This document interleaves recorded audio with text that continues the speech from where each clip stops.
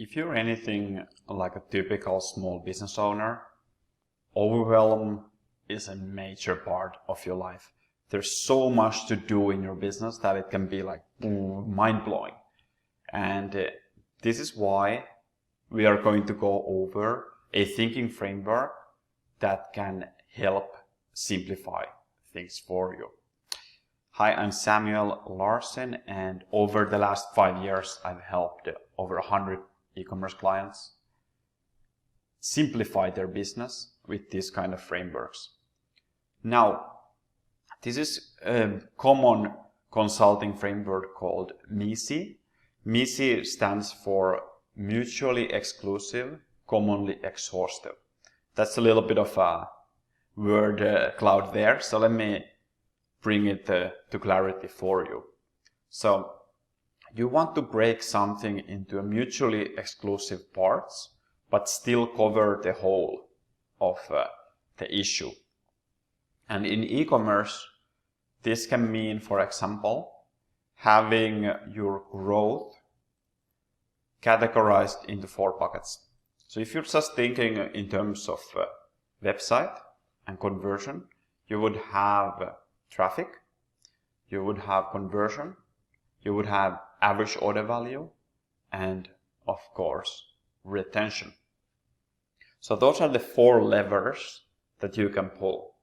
Now, there's not necessarily anything that new about this, but we're going to simplify this further and move this into 3 buckets.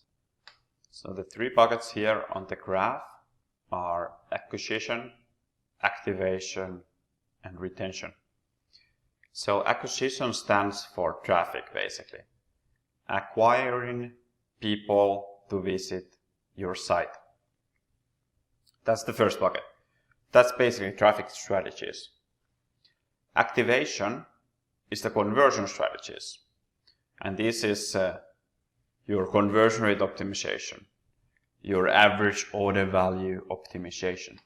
How can we activate these acquired visitors to become not only customers, but high value customers? So if you think of the previous model, we have combined conversion and average order value into 1 bucket. The last bucket is retention.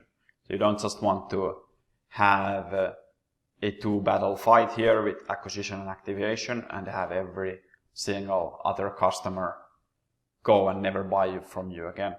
Ideally, repeat customers as much as possible.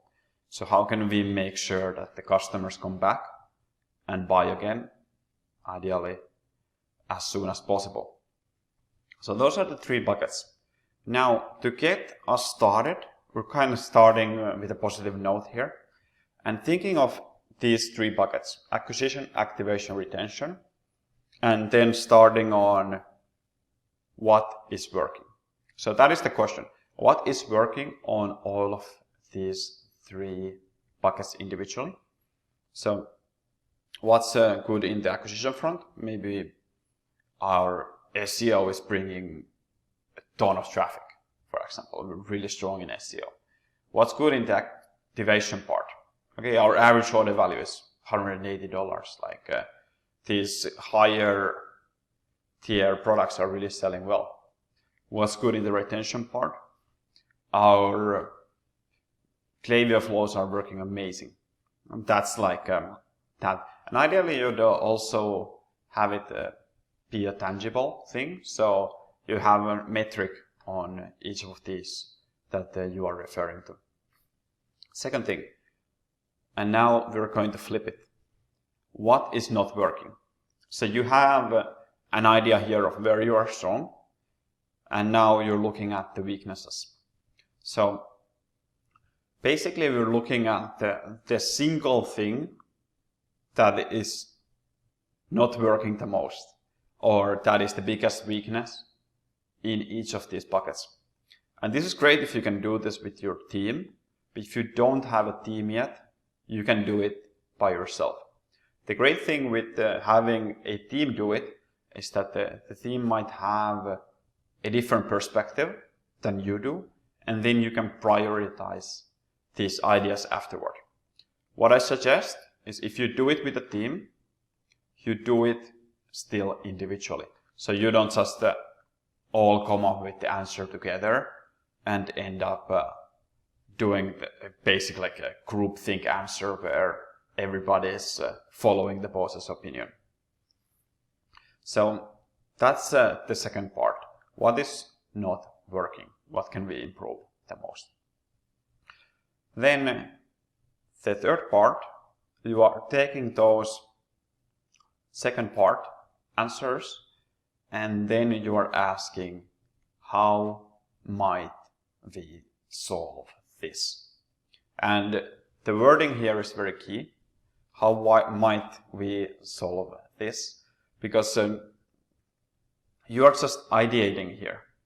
You're not committing to solving any of this yet because you don't have the prioritization.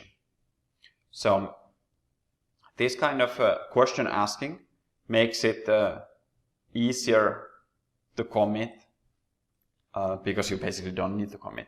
You are just brainstorming. So at this point, you should have 3 buckets and you should have a bit of a plan or ideas on how might we solve this.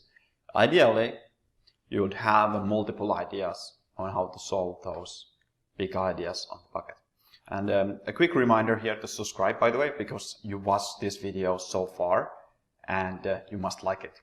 So subscribe to the channel so you can keep getting more great e-commerce videos, and like the video so that the algorithm will optimize good content that helps you grow in your journey. Anyway, let's get back to it. So now that you have the ideas, you want to start thinking of what are the experiments to solve this. And typically we recommend experiments instead of just doing it, because this can be then used as a sort of a growth sprint, a 4 to 6 week period where you are actively attacking that problem, and then having it as an experiment also means that you can go backward. So if things don't work out, you are not committed to it for life.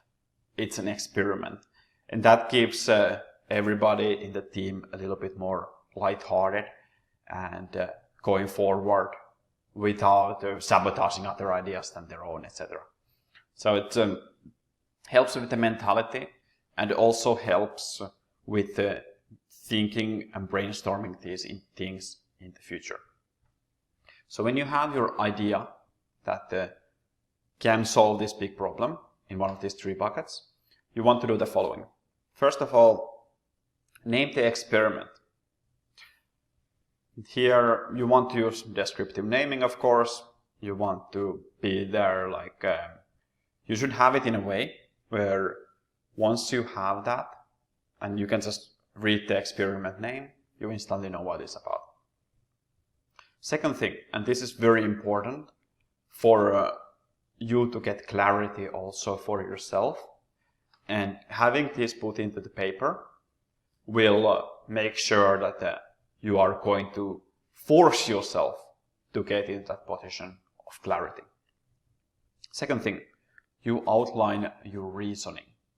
Why do you expect this to be important?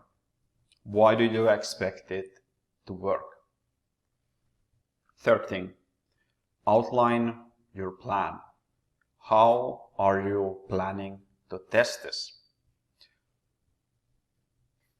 Fourth thing, outline your criteria on how we know if it worked or not. And you do this beforehand, because otherwise you will fall in love with your ideas and then you will not know whether you came up with the best ideas. So it is clear before the experiment what is needed for this to be a success. And the last thing you need to do here, the fifth thing, is outlining your timeline. How long is this experiment going to run? And that goes very well with the actual criteria for it to succeed. So if you need to have 2,000 new visitors from SEO, for example, you want to have a timeline. When will this be needed? And that way it's actionable, it's clear, and you can just give it to your team like this, and it's going to be instantly valuable. So now you have the ideas into the buckets. You have some solutions to those big ideas. And the last thing you want to do is prioritize.